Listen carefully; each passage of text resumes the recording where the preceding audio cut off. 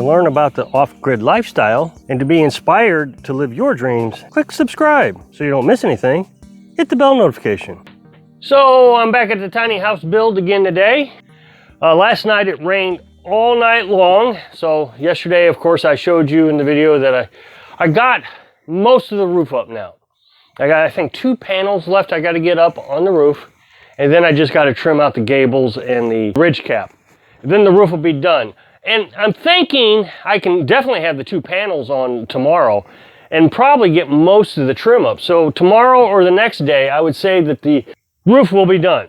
Then I can move on to the walls. And the walls I can pretty much take my time with. I can do it on warm days, and I don't care if it rains. I could actually work on it in the rain. It really doesn't make that big of a difference on the walls. But on the roof, it was a huge problem because I got the insulation up, and if anything got wet, everything was damaged. So anytime there was a threat of rain, I'd have to put the tarps back on. And the tarps isn't like it's just, you know, real easy to do. It took me an hour or so to get the tarps up there. Today I'm kind of on a pause. I thought I'd come up here and do some inspections. Carolyn got a massive amount of pallet wood wall done. Now again, she's using heat-treated pallets that we bought from this guy who tears apart pallets. That's what he does for a living. So this is what she has left in pallet wood. She's still got a huge stack of pallets. Pallet wood cost $200. So now she's got one complete wall done. She's almost done with that wall. It won't take her long to do this wall. She's just got the top to do and over here. Now on this wall, we saved this wall to last. We haven't done anything on it.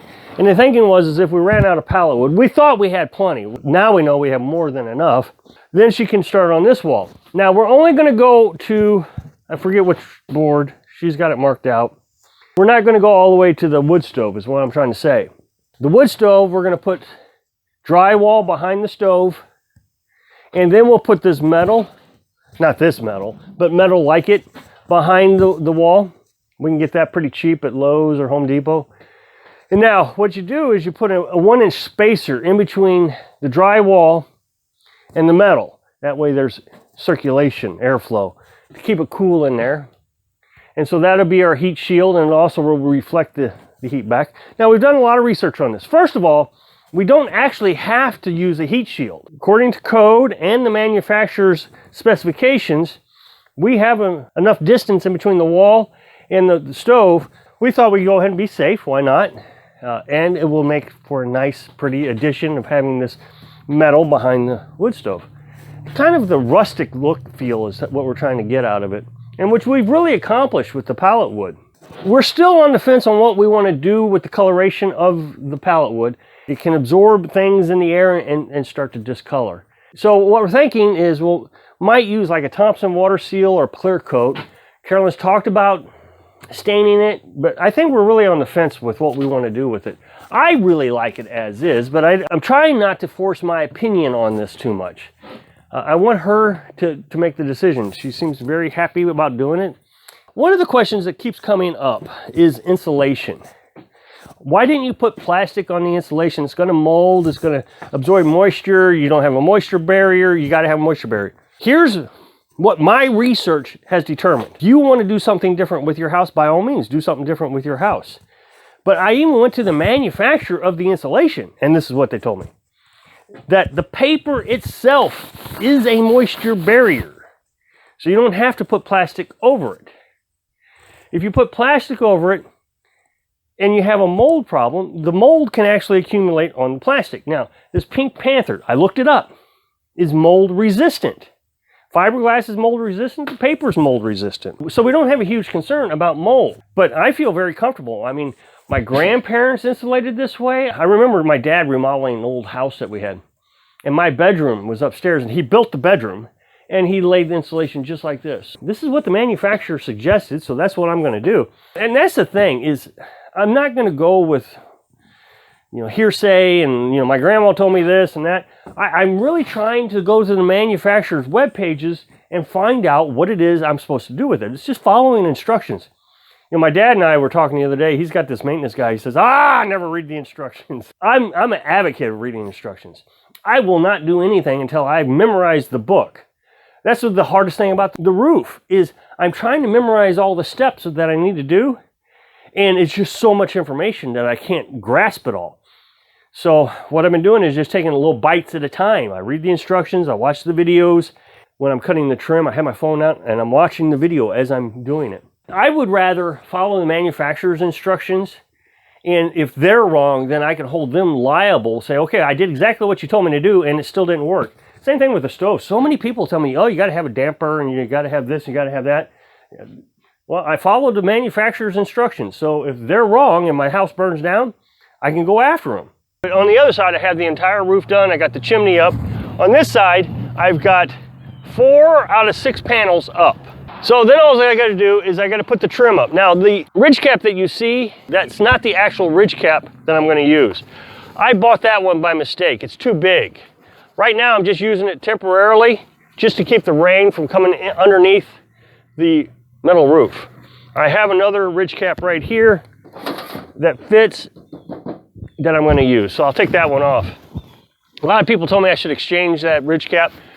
By the time I got here, it was all scratched up. All of them are scratched up. The return policy at Menards was it has to be in perfect condition, and it's just not. I don't think they take it back.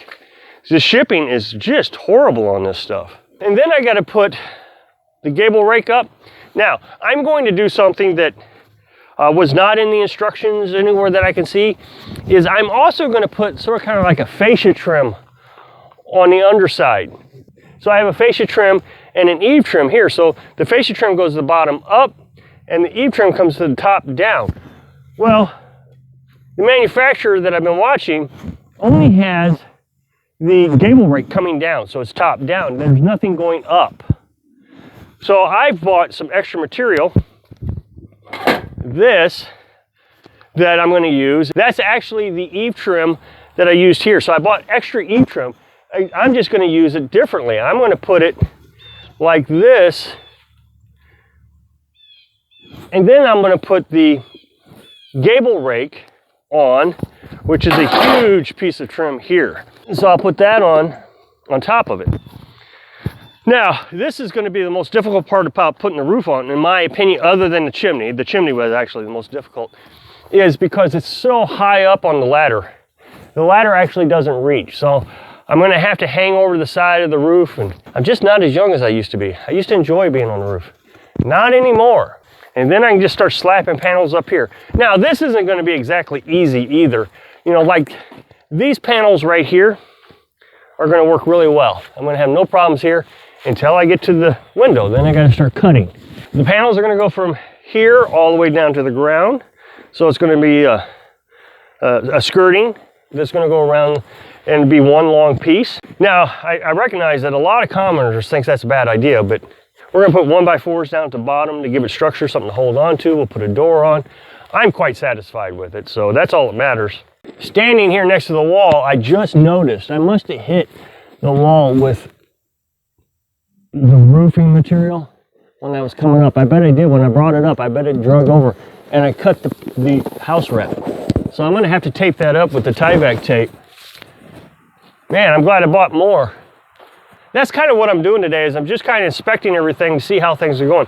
So on that note, let's go up into the attic, because I want to check to see if we had any leaks in the attic yesterday. Like I said, we had severe thunderstorms last night. It downpoured really hard. I don't see any leaks down here, but of course, you know, I got insulation up there, so that may have stopped any water that... Okay, so I'm up in the attic now. The first thing I wanted to check out was the chimney. Right outside the roof is what's called the storm collar.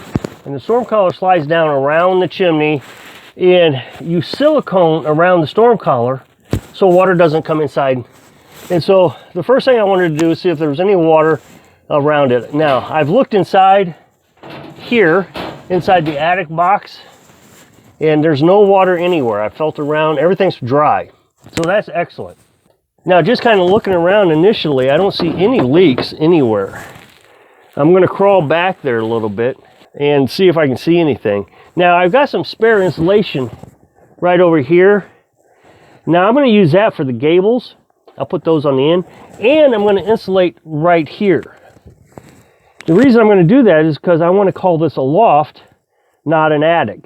So I would actually like to be able to sleep up here, stay up here if I need to, put things up here. So I'm gonna crawl around here real quick, see if there's any leaks. So, crawled around up there, man, I am so impressed with myself. I don't know if that's okay. Yeah, there's no leaks. First time ever putting a metal roof on by myself. I'm so proud. 2 more panels and it's over with. I got up in the attic and I was reminiscing about building the rafters. I built the rafters based off a design that I got off the internet. I was reminiscing, thinking about, man, I remember when all the commenters were telling me, that's never gonna work, you can't use 2x4s, it's just not gonna work, you can't go up there, you'll fall down. It's doing amazing. It's just phenomenal. And I keep talking about do your own research. Don't go on the old information. You gotta read the instructions. You gotta do your research. And it sure does make you feel good when it all works out. So I hope I can inspire you to find pride in your work. Thanks for watching.